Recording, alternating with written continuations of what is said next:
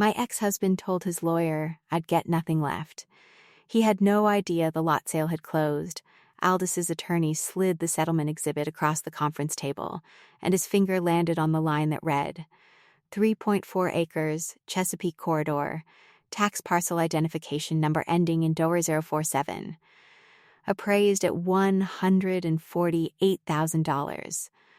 11 years of tax bills, not a single structure, not a single tenant, not a single dollar of income in all that time. Aldis looked at me across the table, comfortable, unhurried, the look of a man wrapping up something he has already decided, and said, "Take the lot. It's not worth the legal fees." I said I would. I picked up the pen, I signed the exhibit on the line above my printed name, and I set the pen down on the table without making a sound. He smiled. He had the portfolio. He had the cabin. He believed, the assets worth keeping. What he did not know, what I had not said, and had no obligation to say, was that I had spent 22 years as a municipal urban planner reading exactly this kind of document. And that 4 years prior, in a professional capacity I no longer held, but had never stopped thinking with, I had reviewed a metropolitan transportation study containing a preliminary outer beltway alignment that passed within a quarter mile of that parcel. The corridor had not been finalized. I had a printed copy in a box in my home office. 6 months after we both signed, the Virginia Department of Transportation published the final alignment. The offers began arriving 14 months after that. The number at the top of the purchase agreement was $5.4 million. My name on the deed. Clean title. Nothing to contest. Nothing left to say. Good day, dear listeners. It's Sienna again, and I'm so glad you're here with me today. Before we begin, please take a moment to subscribe to the channel and tap the like button. It helps these stories reach the people who need them. And tell me in the comments which city you're listening from. I love seeing just how far these stories travel. People always say that patience is passive. That waiting is something you do when you have no other choice. I want to gently disagree with that. In urban planning, the profession I practiced for more than 2 decades, patience is a technical skill. You study an alignment document. You note where the preliminary corridor runs. You understand that "not yet finalized" is a legal phrase, not a promise of failure. You track the planning commission notices the way a surgeon tracks a patient's chart, because the city is always becoming something, and the question is only whether you are reading the right documents to know what it is becoming and when. I had spent 22 years learning to read a city's future. That is a different skill from reading its present. Most people can see what a place is right now. Very few can hold in their minds the quiet technical certainty of what it is going to be in 8 years, or 12, or 20. I had carried that skill through 2 decades of conference rooms and commission hearings, and I brought it, silently, to a settlement table in a law office in Virginia Beach on a warm afternoon in late May. I did not announce it, I did not explain it. I set it down on the table alongside my signature, and I drove home. Dear listeners, I have told this story only twice before the version you are hearing now, once to my daughter Loretta, and once to Yolanda Fitch, who is the attorney who handled the sale and who already knew most of the material facts by the time I told her. I do not tell it to perform. I tell it because I think you deserve to know that expertise is not always visible, and that the person who appears to be accepting the worst end of a negotiation is not always the person who is miscalculated. My name is Claudia Vreeland. At the time of the settlement, I was 52 years old. I had spent 22 years working as a senior planner at a metropolitan planning organization in the Virginia Beach, Norfolk metropolitan area, a mid-size regional body responsible for comprehensive plan updates, land use corridor studies, transportation alignment analysis, and long-range growth modeling. The work was not glamorous. It was technical and careful, and largely invisible to the public it served. I had testified before planning commissions more times than I could easily count.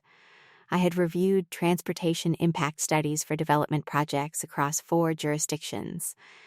I had a particular expertise in beltway and freeway corridor alignment, because those are the documents that shape a region for a generation, and I had grown to believe that reading them correctly was one of the most important things a planner could do.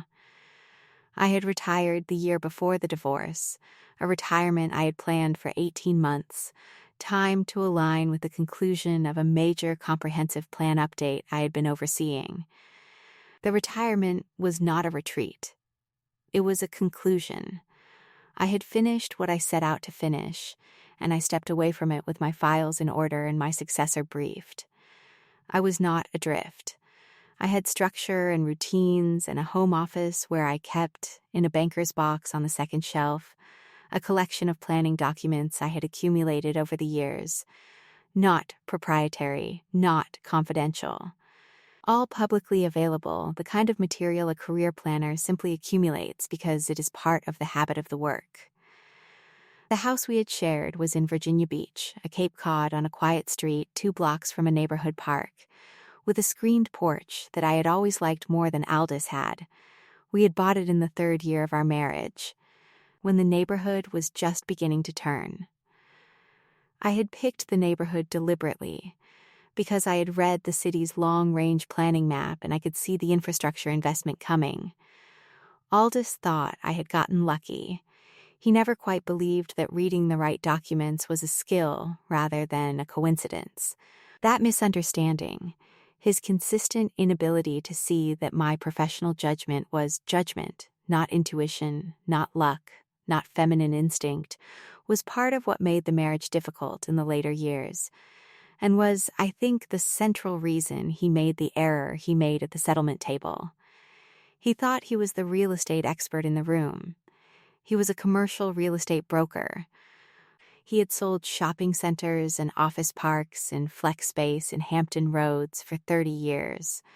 He knew what the market would currently bear. I knew what the corridor would eventually become. Those are not the same skill, and he did not know the difference. The lot had been in his name when we married. A 3-4-acre parcel in the Chesapeake corridor he had picked up at a tax auction 14 years before we signed the settlement, paying approximately $32,000 for it. He had acquired it on instinct, the way brokers sometimes do, with a general sense that the corridor would develop eventually. But the development had not arrived in the years he expected, and the tax bill had continued, and eventually the lot had moved from asset to annoyance in his mental accounting. He had paid the property tax every year, between $1,800 and $2,200 annually, depending on the assessment cycle, and had not found a buyer willing to pay more than the appraised value, and had grown to regard it as a mistake he was managing rather than a position he was holding.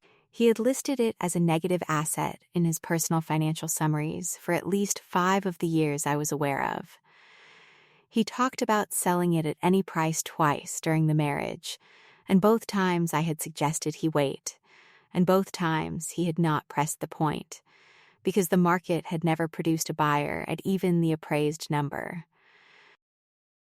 The deed to that parcel, a single recorded document in a manila folder that I kept in my home office, filed alongside the tax receipts and the original purchase records, was the unremarkable piece of paper that would in time become the most significant document of my financial life. The folder was thin and a little creased at the corners. It did not look like anything. It was the kind of folder you slide past when you are looking for something else. I had held it 3 times in the years of the marriage, once when Aldous had first shown me the parcel, once when he had suggested selling it and I had looked up the current assessment, and once, quietly, 4 years before the divorce, when I had pulled it out to read the legal description against the preliminary corridor alignment I had just reviewed in my professional capacity. Those 3 times. The fourth time I picked it up, I was calling Yolanda Fitch. Aldous and I had been married for 18 years. We had met when I was 34 and he was 38 at a regional planning conference where he was presenting on commercial corridor development from the broker's side, and I was presenting on the planning organization's review process for large-scale development applications. We had argued, pleasantly, during the Q&A portion of a panel session about the appropriate setback requirements for anchor tenant commercial sites, and he had found me after the session and asked if I wanted to continue the conversation over coffee. I had said yes. We had talked for 3 hours. He was intelligent and well-informed about the market and genuinely curious, and I had found that appealing. I still find that accurate as a description of who he was at 38. What changed over 18 years was more subtle than intelligence or information. What changed was that he grew more certain over time that his market instincts were the superior form of knowledge, and that my analytical approach was a professional habit I carried into the marriage unnecessarily. He thought I overread things. He thought I made simple situations complicated. He thought that expertise, specifically my kind of expertise, was a form of overthinking that a confident man with good market instincts could reliably outperform. He was not unkind, on the whole. He was dismissive in the particular way that people are dismissive when they believe they have already assessed a situation and found it manageable. He did not raise his voice. He did not demean me in company. He simply, consistently, across the later years of our marriage, treated my professional judgment as a secondary input in decisions that he considered his domain. Real estate was his domain. Development corridors were his domain. The lot was his domain, and he had concluded it was worthless, and that conclusion did not require my input or my professional review. I filed for divorce at 51, after a year of quiet acknowledgement between us that the marriage had run its course.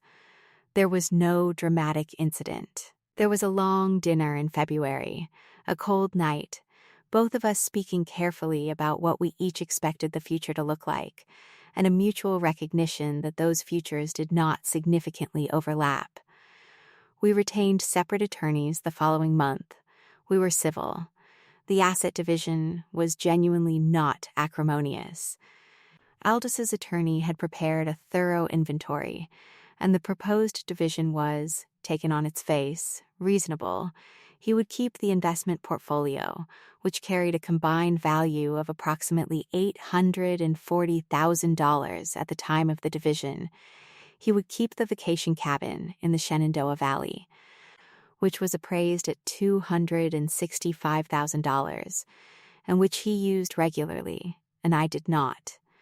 In return, I would keep the household furniture, a cash equalization payment of $75,000, and the lot. The first sign had been filing and not forgetting. Aldis had listed the lot as a negative asset in his annual personal financial summary.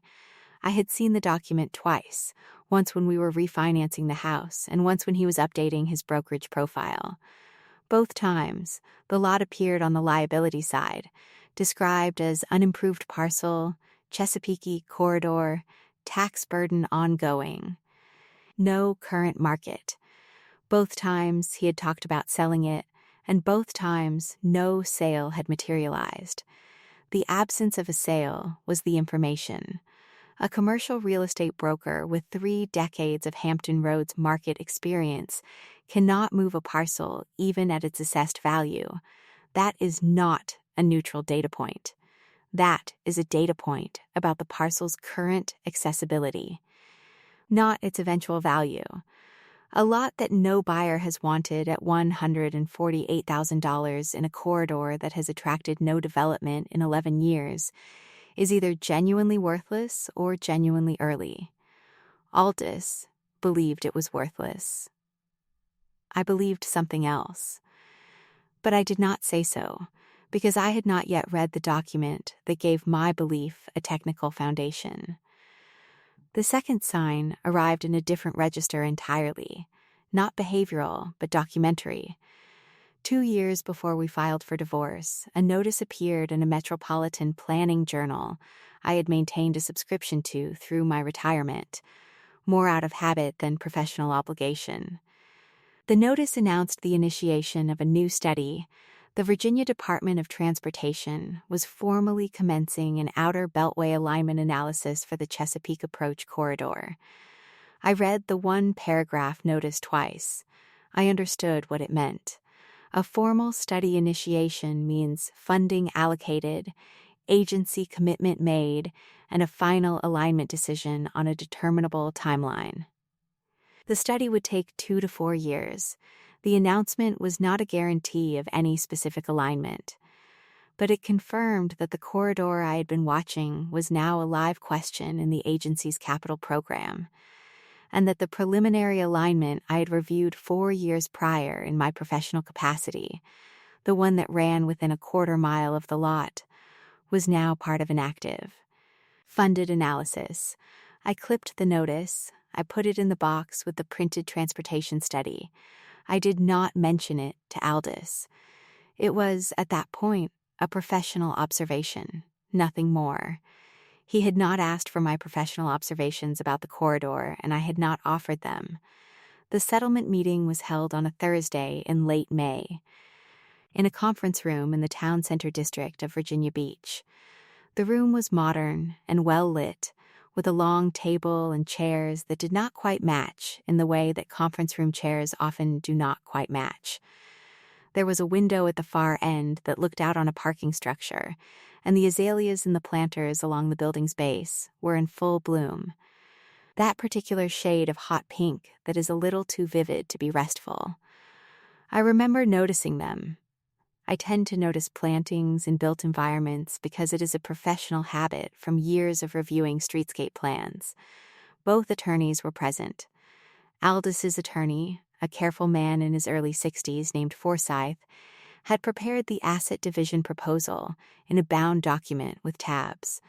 My attorney at the time, a general practice family lawyer named Deborah Pells, had reviewed it the previous week and had told me she found it fair. It was fair, on the numbers that were visible. Forsyth walked through the division methodically: the portfolio, the cabin, the equalization payment, the furniture, and then the lot. He had a highlighted copy of the settlement exhibit, and he set it on the table in front of me and pointed to the relevant line. Tax parcel ending in 0047. 3.4 acres. Appraised at $148,000. His language was precise and neutral. Market conditions in the corridor have been flat. Aldous, beside his attorney, looked at me with that expression of resolved confidence and said it plainly: "Take the lot. It's not worth the legal fees." I said I would. I did not elaborate. I did not explain myself. Deborah, beside me, made a small note on her legal pad. I saw the motion from the corner of my eye, but did not read what she wrote. I picked up the pen that was lying on the exhibit, cap already removed, ink ready, and I signed on the line designated for my signature. I set the pen back on the table. I did not look at Aldous when I did it. I looked at the window, at the azaleas in the planter, at the hot pink that was too vivid to be restful. He smiled. The smile of a man who has just resolved a problem cleanly and knows it. I shook hands with both attorneys. I said the appropriate things, that I appreciated the professionalism, that I hoped the process had been as manageable for everyone as it could be. I meant the words. I took my copy of the executed settlement agreement from Deborah's hand. I walked to my car in the parking structure across the street from the conference room's window, the same parking structure the room looked out on, and I drove home through late afternoon traffic. The azaleas were still blooming on the planters when I walked past them on the sidewalk.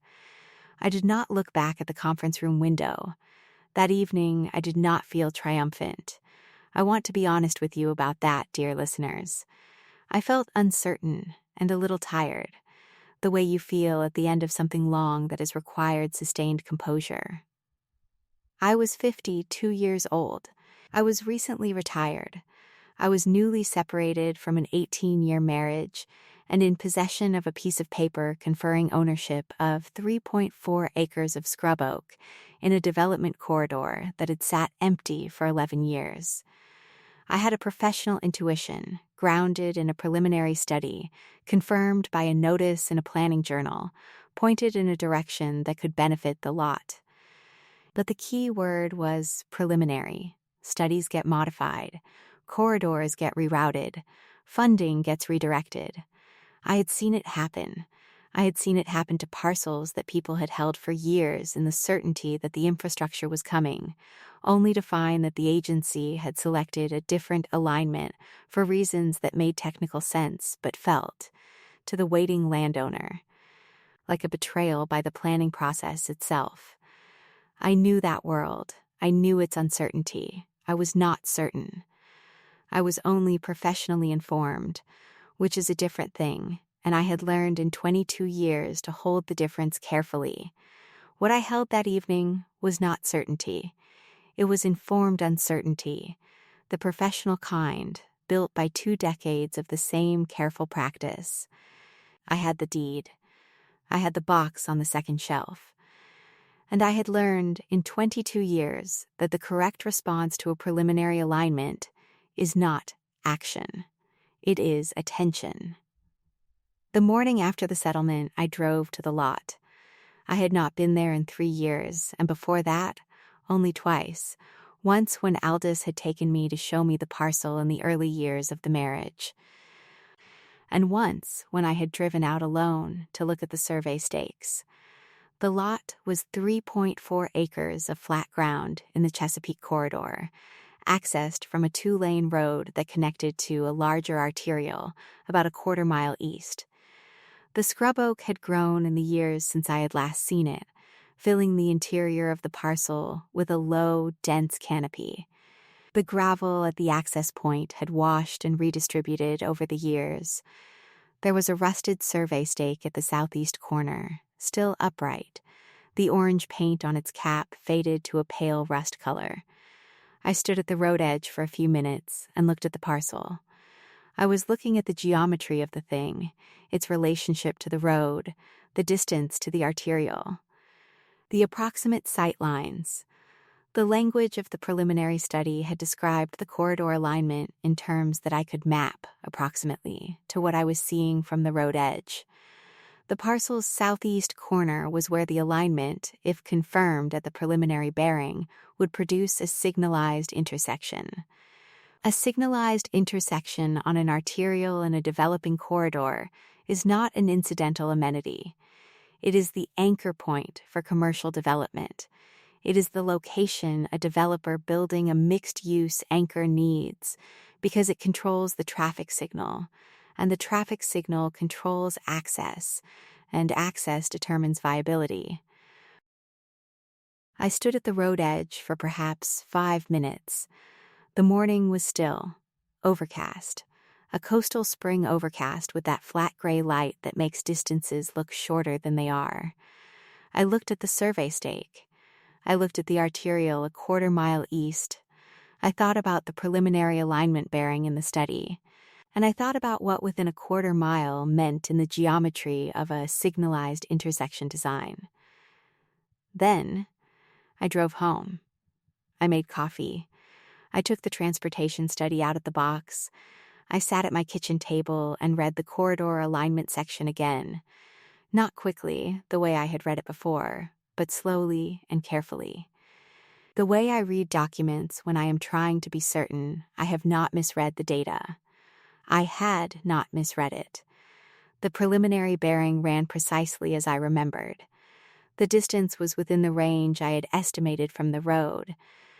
The study's language about the Chesapeake approach was consistent with a final alignment that would place a signalized intersection at, or very close to, the southeast corner of the lot. It was still preliminary. It was still 4 years old. It was still not finalized. But it was, on a second careful reading, as suggestive as it had been on the first. I put the study back in the box. I went back to my new, quieter life. I watched the Planning Commission notices. I maintained my subscription to the Planning Journal.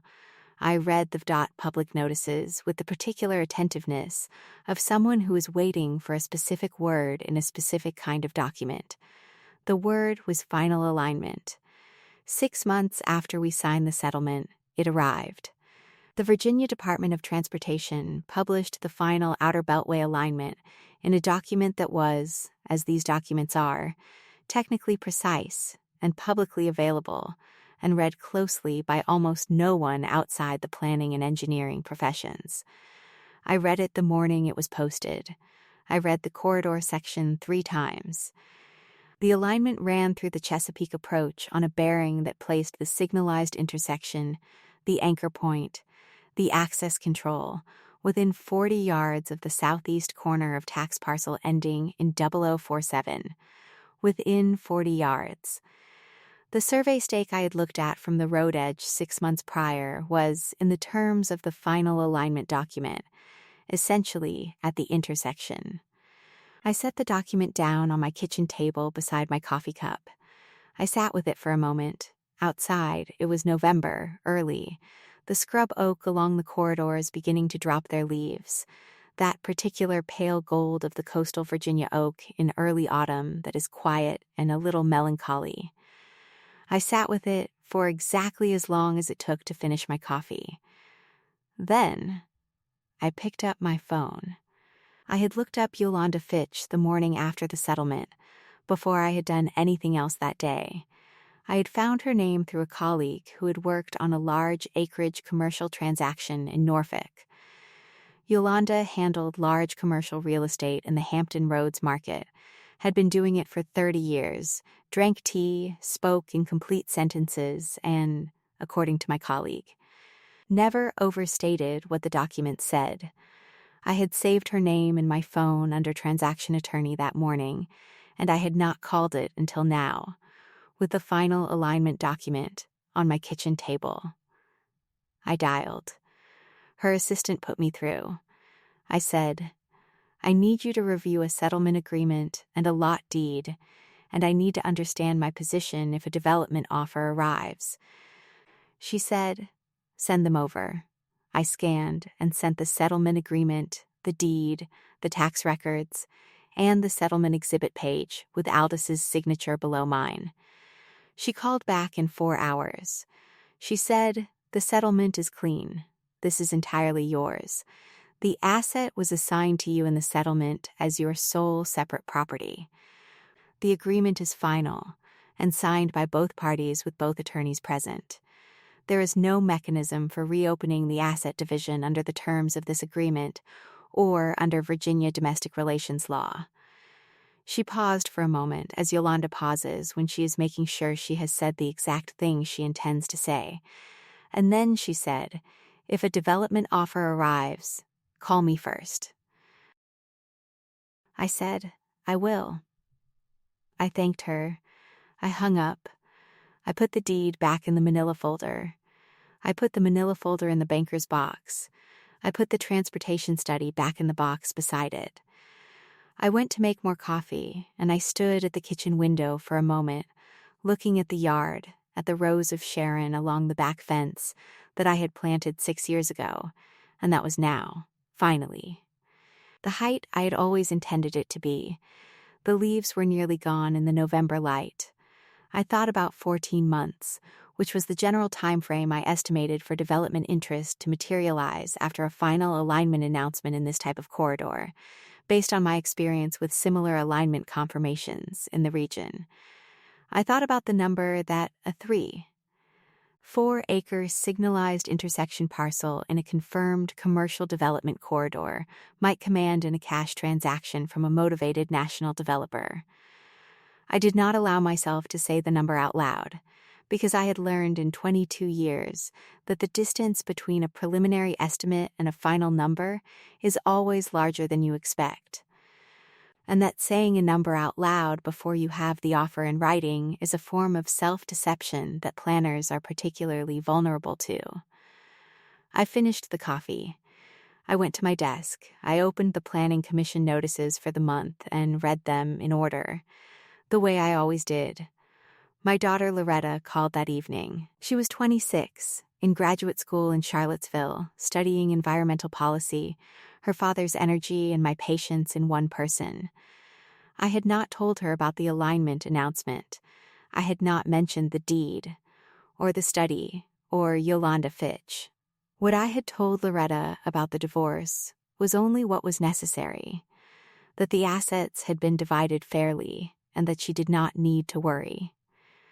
I had not wanted to add complexity to her picture of the situation until I had something concrete to show her.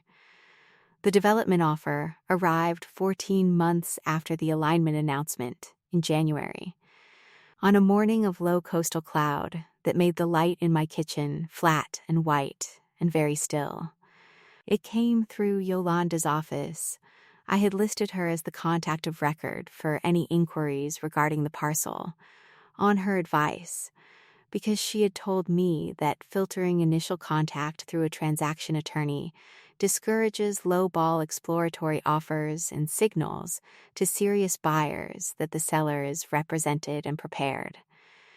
The offer was from a national commercial developer, a firm I recognized by name, one that operated mixed-use anchor projects in suburban commercial corridors across the Mid-Atlantic and Southeast.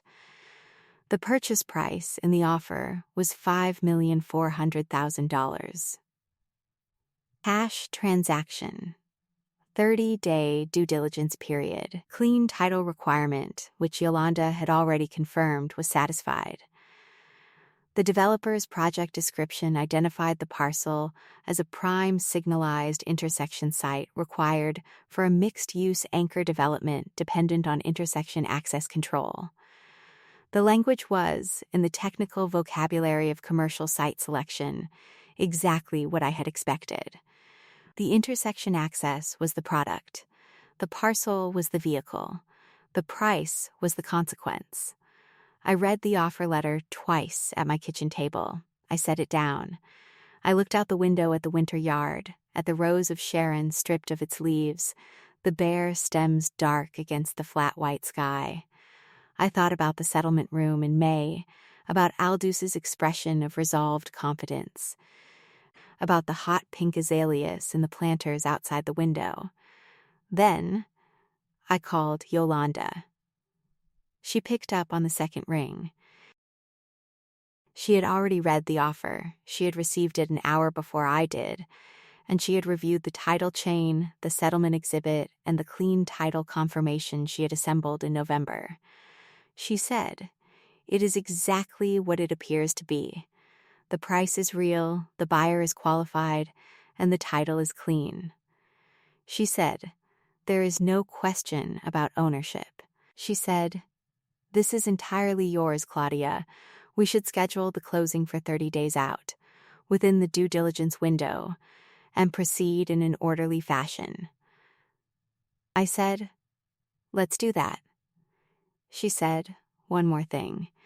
In the next weeks, you may receive contact from people who suggest that the situation could be structured differently, or that the timing could be adjusted to provide additional protection against challenge. My advice is that the settlement is final, the title is clean, and any departure from the straightforward closing creates complexity that does not exist in the current documents. You do not need complexity." I said, "I understand that." She said, "Good. I'll send you the closing schedule." I put the phone down on the kitchen table next to the offer letter. $5,400,000. Cash, clean title. My name on the deed in the manila folder in the banker's box on the second shelf in my home office. I allowed myself to hold that for a moment. Just a moment. Then I went to my desk and opened the planning commission notices for the month, because it was still a Thursday morning and that was what I did on Thursday mornings, and I had always found that the habits of a life provide continuity that the events of a life cannot always supply on their own. 3 days after the offer arrived, my phone rang with a number I recognized. Harlan Osei, a former planning colleague, 58 years old. A man I had worked alongside for a decade and respected for his technical rigor, though I had always thought he was more comfortable with gray areas than I was. Harlan had seen the dot announcement and had done the math. He called in the careful, private way that he did things late in the afternoon, a slow opener about how he hoped the retirement was treating me. A mention that he had seen the corridor announcement and had noted the parcel in the public deed records. He said, carefully, that there might be ways to restructure the timeline of the sale recording if I wanted to be certain there was no grounds for challenge from any prior interested party. He phrased it 3 ways, each slightly different, each pointing in the same direction. He was not suggesting anything fraudulent.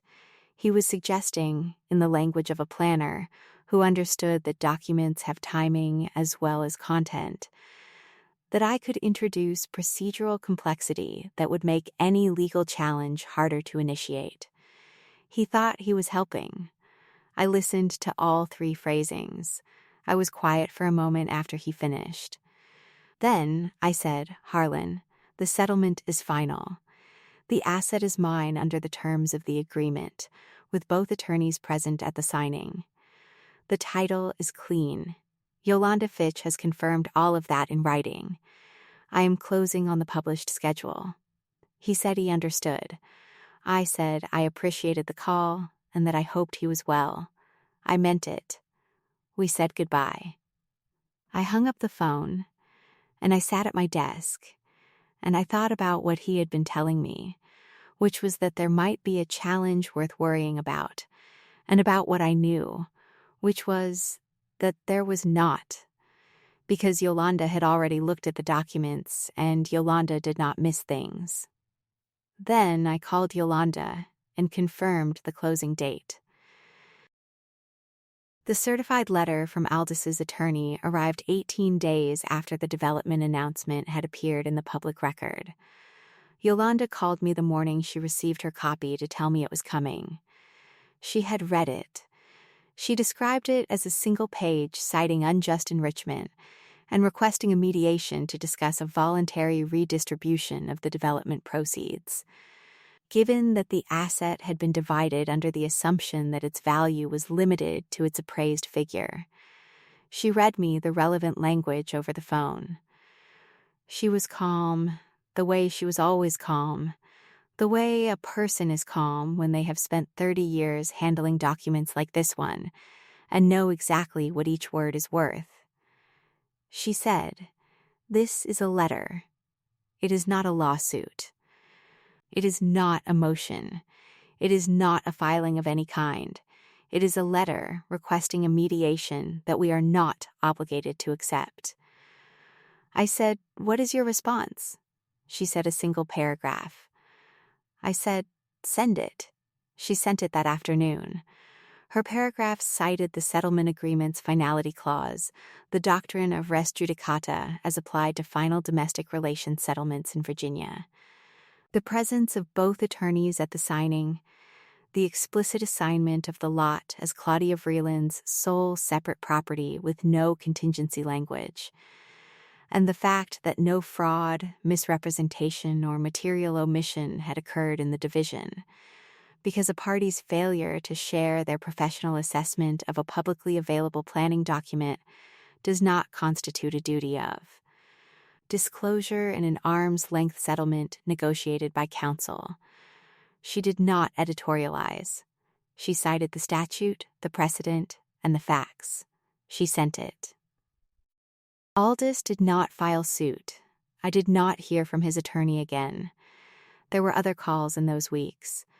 A reporter from a regional business publication who had seen the deed transfer in the public records and wanted a comment. I declined and referred her to Yolanda. A former colleague from the planning organization emailed to congratulate me and said, in the subject line, that she had suspected for years I had been watching that corridor. I wrote back a short reply. I had been doing my job, and after retirement, simply continuing to read the documents. That was true. In the weeks between the offer and the closing, I drove out to the lot 3 times. I do not know exactly why I did this. I think it was the same professional habit that had always sent me to a site before a major decision. The belief that a document is one kind of knowing and physical presence is another kind, and that you understand a place differently from the road edge than you do from a conference table. The lot looked the same. The scrub oak was dormant in January, the canopy low and gray-brown in the winter light, the rusted survey stake at the southeast corner still upright, the orange paint on its cap now so faded it was nearly the same color as the surrounding soil. I stood at the road edge and looked at the lot the way I had looked at it all the previous times, not sentimentally, but geometrically, in terms of setbacks and sight lines and the relationship between the parcel boundary and the road. The survey stake at the southeast corner was the anchor point.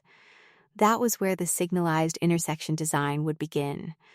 That was where the 40 yards between the final alignment and the physical marker collapsed into a single, usable fact. On the third visit, it was late January, very cold. The coastal cold off the water that makes the air feel both still and relentless.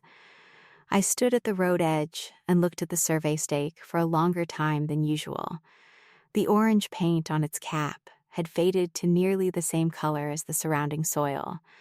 I thought about the 22 years of Tuesday afternoons, the documents, the notations, the professional habit of reading what a city was going to be rather than what it currently was. All that ordinary patience accumulating toward this particular survey stake in this particular January cold. I went home. I waited for the closing. Yolanda had told me to be at her Norfolk office at 9 in the morning on a Tuesday in October. By October, the scrub oak on the lot had begun to turn, not dramatically, the way the maples do, but with that quiet coastal bronze that the Chesapeake scrub oak produces in mid-autumn, a color that is neither quite gold nor quite brown, but something more restrained than either. I had driven past the lot on the way to Norfolk that morning, not in any deliberate way, but because the route I had taken went through the corridor, and I had slowed at the road edge for a moment, looking at the parcel with its bronze canopy and its rusted survey stake, and then I had continued on to Norfolk. I did not need to stop. I had already seen everything the lot had to show me. What remained was paperwork. Yolanda's Norfolk office was on a quiet block in the downtown district, a building that had once been a small insurance company and retained the dignity of that original use. Solid, unhurried, a front room with good light, and a conference table that was older than the chairs surrounding it. She was already at the table when I arrived. Tea in a ceramic cup, no saucer. She had 3 documents laid out in a deliberate arrangement: the settlement agreement exhibit on the left, the lot deed in the center, and the developer's purchase agreement on the right. She had placed them in that order, I understood immediately, because the order told the story. The exhibit had Aldis's signature at the bottom of the page, directly below mine. The deed had my name, and only my name. The purchase agreement had $5,400,000 printed in the figure block at the top of the first page. The title company officer arrived at 9:15 with 2 colleagues, quiet and professional, carrying a briefcase of documents that they distributed in an orderly sequence. The developer's representative was present by phone, on a conference line that Yolanda had set up on the table between the 3 arranged documents. The closing took 29 minutes.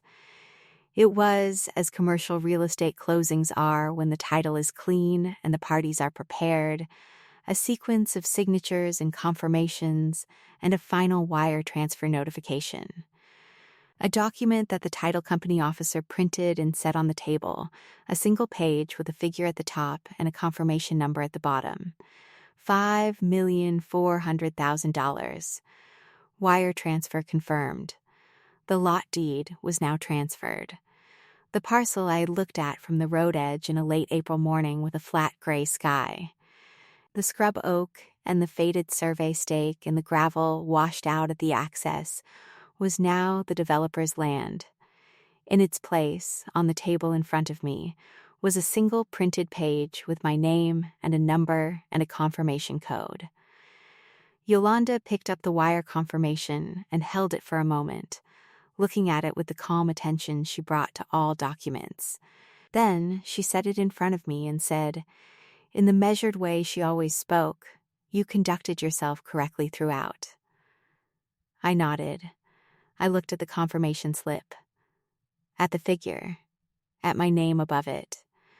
The room was warm and quiet and smelled faintly of the tea cooling in her ceramic cup. I sat with the slip in front of me for a moment longer than strictly necessary. Then, I thanked the title officer, thanked the developer's representative, and thanked Yolanda, who accepted it with a small nod. I stood. I shook her hand. I put the confirmation slip and the deed transfer into the leather folder I had brought for the purpose. I walked out onto the street. It was mid-October, Tuesday, a clear morning in Norfolk with the Chesapeake light coming off the Elizabeth River 2 blocks south. That particular fall light that is flat and bright at the same time, the light that makes you feel the year turning. I sat in my car in the parking lot for a few minutes. I did not cry. I did not call anyone. I sat with the leather folder in my lap and looked at the dashboard and thought, with some clarity, about what patience had actually cost and what it had produced. Then I allowed myself to smile. Just once. Just briefly. Then I started the car. After taxes and Yolanda's transaction fees and the normal costs of a large commercial closing, I retained approximately $4,100,000. The tax exposure on a transaction of that type is real and requires careful handling, which Yolanda had referred to a CPA she trusted, and which I had addressed with the same methodical attention I had brought to every other document in this sequence. What remained after those obligations was a sum of money that was, by any reasonable measure, more than I needed for my own purposes. I had my pension from the planning organization. I had the $75,000 equalization payment from the settlement. I had the household. I did not need $4 million for my own comfort. I spent 6 weeks thinking about what the money should do. I kept coming back to a specific thought. I had been able to read a transportation study and understand its implications because of the 22 years I had spent in a profession that taught me exactly that skill. The profession had given me the knowledge, and the knowledge had produced the result. It seemed correct, not sentimental, but structurally correct, to put a portion of the money back into the work that had made it possible. I endowed a planning fellowship at my former metropolitan planning organization. 3 years of full funding for early career urban planners, with a focus on transportation corridor analysis and long-range land use, the exact specialization that I had practiced, and that I believed was underfunded in the training of younger planners. The fellowship was named for the organization's founding director, a woman who had built the planning program I had joined 22 years before. Not for me. For the work. With a portion of the remaining funds, I bought a place in the Ghent neighborhood of Norfolk, a row house on a tree-lined street a walkable block from the Elizabeth River. With a front room that caught the morning light and a kitchen that was large enough for the way I actually cook, and a room at the back that I made into a proper home office, with built shelves along the south wall and a desk under the window. I organized the books by subject matter, which they had not been in the Virginia Beach house. Planning documents on the top 2 shelves, history and theory below them, maps on the bottom. On the second shelf, between the planning documents and the history, I kept the banker's box. Not because I needed it anymore, but because I believed it was honest to keep a record of the sequence of decisions that had led to an outcome. The box contained the printed transportation study, the clipped planning journal notice, the deed transfer record, and the wire confirmation slip, a thin folder, and a few pieces of paper. The entire thing. Loretta drove down from Charlottesville the first weekend of November, a cold, clear weekend with the Elizabeth River flat and dark, and the last of the Ghent street trees dropping their leaves in the wind off the water. She slept in the guest room, which I had furnished simply, a bed and a good lamp and a chair and a window that faced the street. She arrived Friday evening, and we cooked dinner together, a long dinner with wine and the kind of conversation that two people have when they have been processing the same large event from different positions, and have finally arrived at the same table with enough distance to be honest about it. On Saturday morning, we walked to the river and back, and she asked me the question I had been waiting for her to ask. She said, "Did you know the whole time?" I said, "I suspected. I had read the study." She was quiet for a moment, the way she is when she is thinking rather than speaking. Then she said, "That's the same thing, Mom. I thought about it." I said, "No, it isn't." She looked at me. She said, "Explain the difference." I said, "Knowing means certainty. Suspecting with technical foundation means informed uncertainty. Those are not the same position. I was not certain. I was informed.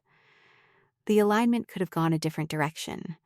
The developer might not have wanted a signalized intersection. The offer might have been $900,000.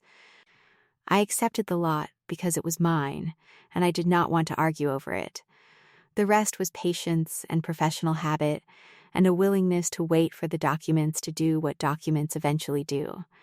She thought about that for a long time. Then she said, "I think you knew." I said, "I suspected." She laughed. It was a good laugh, the one she has when she finds something genuinely funny rather than socially funny.